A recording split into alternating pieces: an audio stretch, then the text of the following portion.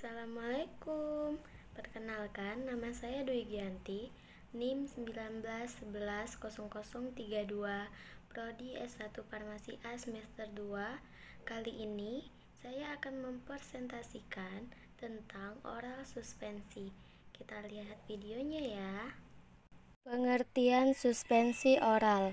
Suspensi adalah sediaan cair yang mengandung partikel padat tidak larut yang terdispersi dalam fase cair. Farmakope Indonesia 4, tahun 1995, halaman 17. Suspensi oral adalah sediaan cair yang mengandung partikel padat yang terdispersi dalam pembawa cair dengan bahan pengaroma yang sesuai dan ditujukan untuk penggunaan oral. Adapun menurut Farmakope edisi 3, suspensi merupakan sediaan yang mengandung bahan obat padat dalam bentuk halus dan tidak larut terdispersi dalam cairan pembawa. Menurut Farmakope edisi 4, suspensi adalah sediaan cair yang mengandung partikel padat tidak larut yang terdispersi dalam fase cair. Menurut Formularium Nasional edisi 2, suspensi adalah sediaan cair yang mengandung obat padat, tidak melarut dan terdispersikan sempurna dalam cairan pembawa atau sediaan padat terdiri dari obat dalam bentuk serbuk halus, dengan atau tanpa zat tambahan yang akan terdispersikan sempurna dalam cairan pembawa yang ditetapkan. Kebanyakan obat antasida, antibiotik, dan antelmintika diformulasi dari bahan-bahan yang tidak larut dalam air. Pada umumnya, antasida dan antibiotika digunakan berulang dan sering, sehingga lebih menyenangkan untuk menggunakan sediaan cair antasida dibanding harus sering mengunyah tablet. Demikian pula dengan sediaan antibiotika yang memerlukan pengulangan dan jangka waktu penggunaan untuk menghindari resistensi mikroba terhadap antibiotik tersebut. Oleh karena itu, sejumlah preparat antasida cair dan antibiotika diberi rasa dan aroma yang menyenangkan, biasanya peppermint atau antasida, atau aroma buah-buahan atau antibiotika, sehingga meningkatkan estetika dan menarik perhatian pasien. Adapun faktor-faktor yang mempengaruhi stabilitas suspensi adalah 1. Ukuran partikel, 2. Sedikit banyaknya bergerak partikel atau viskositas, 3. Tolak-menolak antar partikel karena adanya muatan listrik, 4. Kadar partikel terdispersi. Ciri-ciri sediaan suspensi adalah 1. Terbentuk dua fase yang heterogen, 2.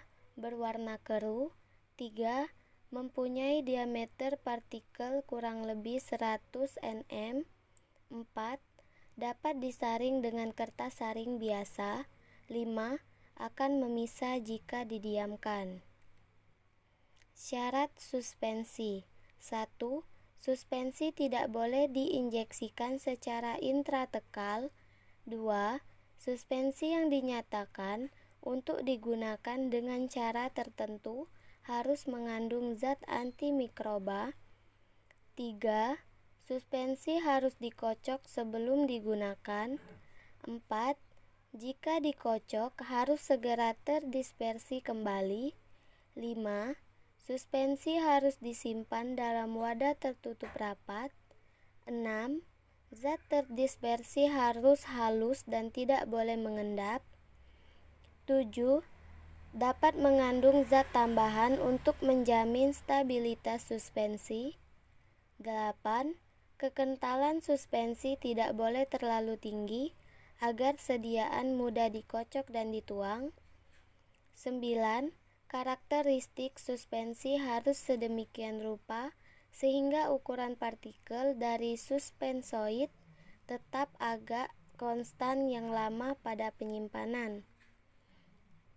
Cara mengerjakan obat dalam suspensi. 1. Metode pembuatan suspensi.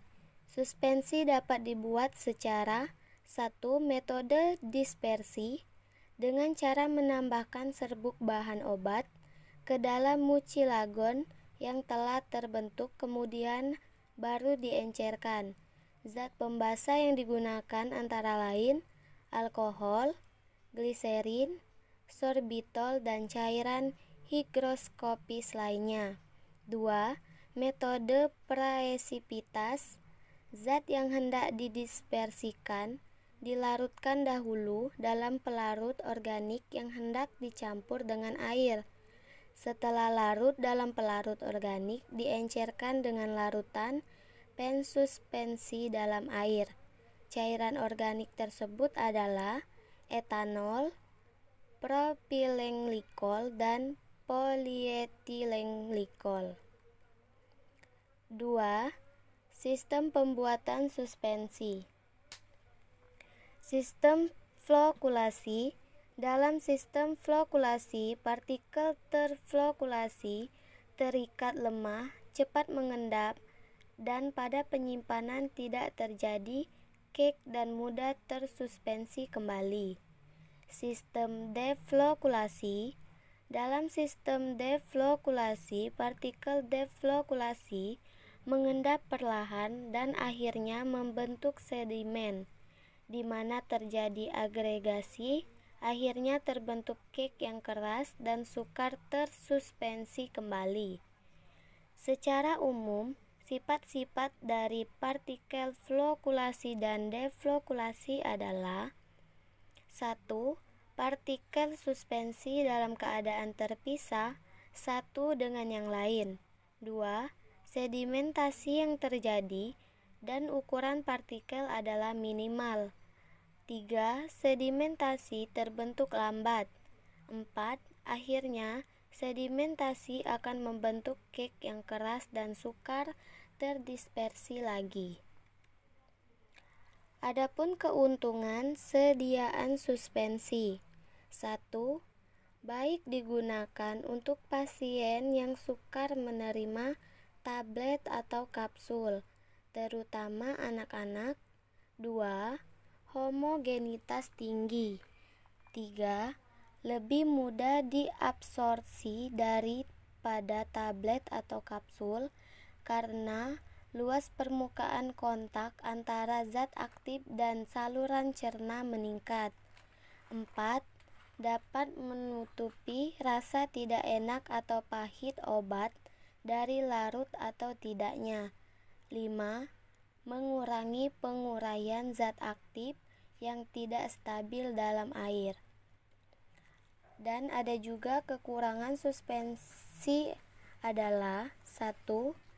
Kestabilan rendah, pertumbuhan kristal jika jenuh, degradasi, dan lain-lain. 2. Jika membentuk Church-King akan sulit terdispersi kembali, sehingga homogenitasnya turun. 3. Alirannya menyebabkan sukar dituang. 4. Ketetapan dosis lebih rendah daripada bentuk sediaan larutan. 5. Pada saat penyimpanan, kemungkinan terjadi perubahan sistem dispersi, Church-King, flokulasi, deflokulasi, terutama jika terjadi fluktuasi atau perubahan peraturan. 6.